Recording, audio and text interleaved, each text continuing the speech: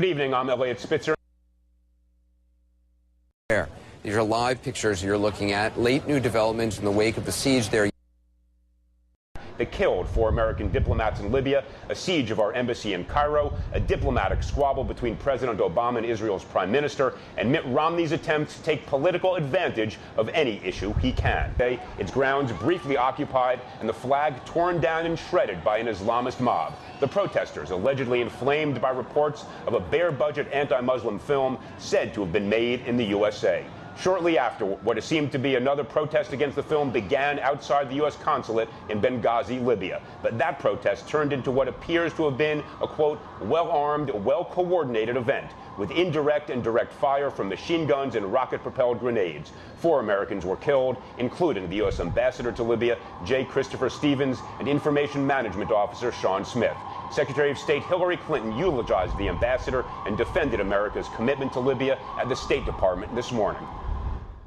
Everywhere Chris and his team went in Libya, in a country scarred by war and tyranny, they were hailed as friends and partners. The world needs more Chris Stevenses. And at the White House, President Obama condemned the attacks. There is absolutely no justification to this type of senseless violence. None. And make no mistake, we will work with the Libyan government to bring to justice the killers who attacked our people. But unfortunately and predictably, there was a political dimension to this as well. With protests against the film considered likely Tuesday morning, a Foreign Service officer in the Cairo embassy tried calming the situation with a tweet that read in part, and I quote, "Respect for religious beliefs is a cornerstone of American democracy. We firmly reject the actions by those who abuse the universal right of free speech to hurt the religious beliefs of others."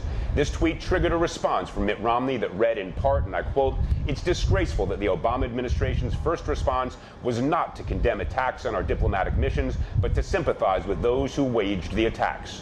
A few problems with that response. The tweet wasn't a first response to attacks. It preceded the attacks and was an effort to head off a protest that threatened to turn violent. The tweet didn't come from the administration, but a lower-level Foreign Service officer. It didn't sympathize with the attacks, but nonetheless, both the State Department and the White House disavowed it. None of that, however, stopped Romney from doubling down at a news conference.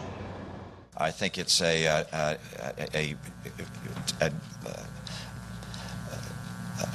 terrible course for America to stand in apology for our values. That instead, when our grounds are being attacked and being breached, that the first response of the United States must be outrage at the breach of the sovereignty of our nation. President Obama fired right back. Governor Romney seems to have a tendency to shoot first, name later. And as president, one of the things I've learned is you can't do that. Tough words from the president. For more, let's go to State under President Obama, Special Assistant for National Security to President Clinton, and now a professor at Georgetown University. PJ, this is quite a turn of events. George Washington University. George Washington, excuse me. I don't know if that's an upgrade or not. I'm going to stay out of that one. This, unfortunately, not a laughing matter. What do we know about the genesis of this violent and deadly attack in Benghazi? And Elliot, that's a key question. We know a few things. Obviously, we know the attack and the reality and the tragedy. We don't yet know completely whether it was sparked by this film and was a spontaneous protest that went to an extreme or was something that was carefully orchestrated. So I think the proper course of action at this point is extreme caution until we learn more about who was behind it and what their motive was. And of course, the issue that you're trying to zero in on with the genesis, where the instigation, the spark came from, there are theories it could even have been that the movie was an Al-Qaeda plant designed to foment this. This could have been a public response to something made in the West that was obviously grotesque, grotesque being the protest and the deaths that resulted. We just don't know. Sure, but it is partially reflects the ongoing relationship and the future relationship between the United States and this pivotal part of the world.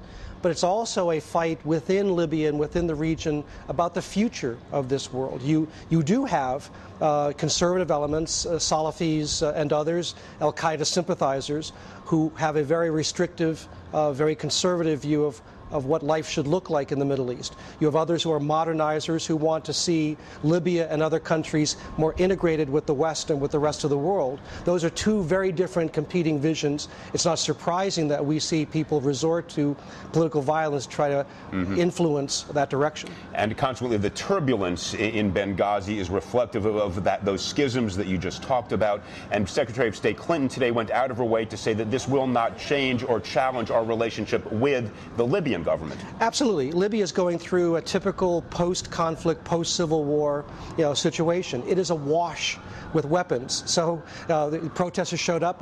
Protesters don't normally show up with RPGs. Obviously, they used them to RPG being rocket-propelled grenades to significant effect. And predictably, you now have a democratic government in Libya. It's very weak. Its institutions are weak, most especially its police. Libya had a police that was primarily geared towards protecting Gaddafi and his regime, preying on the population to do that.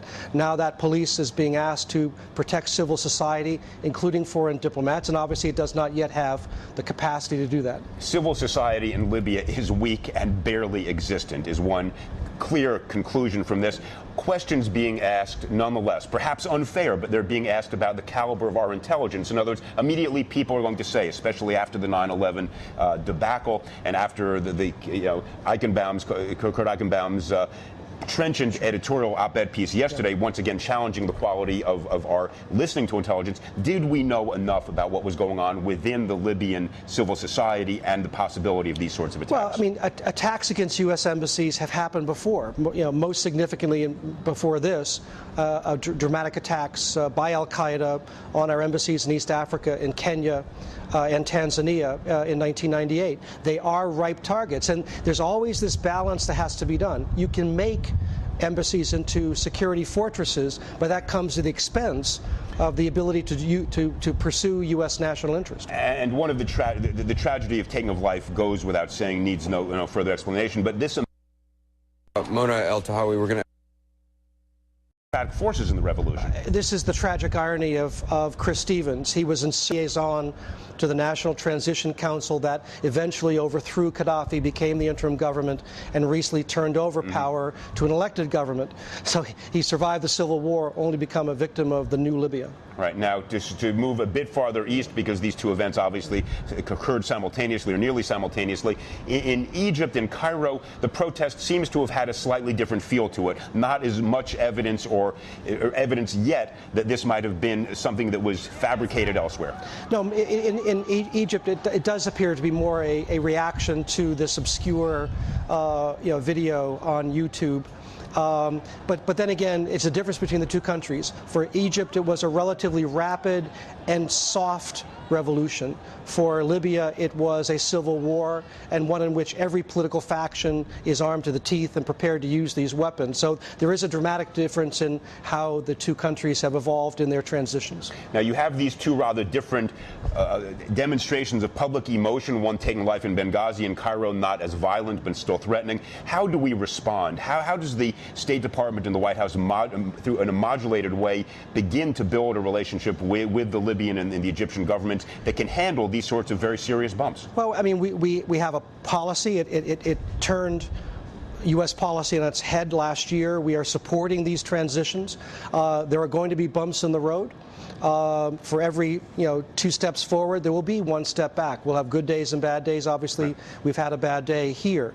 I think it very much is staying the course, and obviously there are armed opposition in the Middle East that are prepared to try to knock us off course and disrupt the emerging relationship the U.S. wants to have with these very important societies. Look, you very importantly make the point that within the context of the arc of revolutions, this has been a very rapid transition from where we were in both Libya and Egypt 2 years ago to where we are today. And as a consequence, you have to view this in this historical context. So you're saying staying the course and building those relationships is what we should be doing. Well, I mean, Chris Stevens in Libya was trying to help promote a new Libya.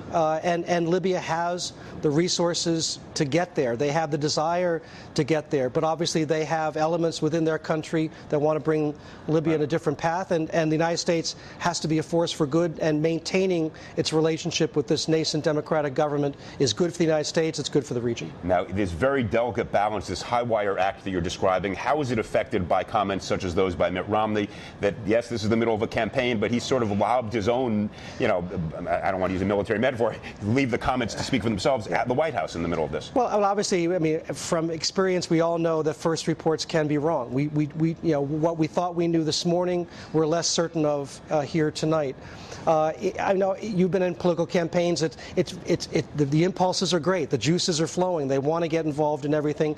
I wish he had just said, today's not the day. I'm going to call a timeout for today, let things sort out, and then I'll have more to say as we go through the rest of the campaign. I mean, clearly, the president did not hold his own fire in pushing back at Mitt Romney, saying, hey, you know what, this is not, campaigning should stop at the border. It just shows there are very great limits in a campaign. In a bumper sticker scenario, it's really hard to address the complexities that really exist in Middle East policy. Look, I will try to avoid the temptation to editorialize too much, but Mitt Romney is desperate for some edge in a campaign. He has not gotten any yet, and I think what has been a very deft handling of the Arab Spring by the State Department, by the White House, he now sees as an opportunity to cast them in a negative light, whereas in truth, as I think you just said, they have been very deft and calculated in what they've done. And there's a risk here. In the attempt to score political points, he may have cost himself political points. Yes. We'll have to see. Indeed. All right. P.J. Crowley, former Assistant Secretary of State under President Obama, former Special Assistant for National Security to President Clinton, professor at George Washington University. Thanks for your insights. How are we going to clean up our Energy Act? Congressman Ed Markey joins me next. This is Viewpoint.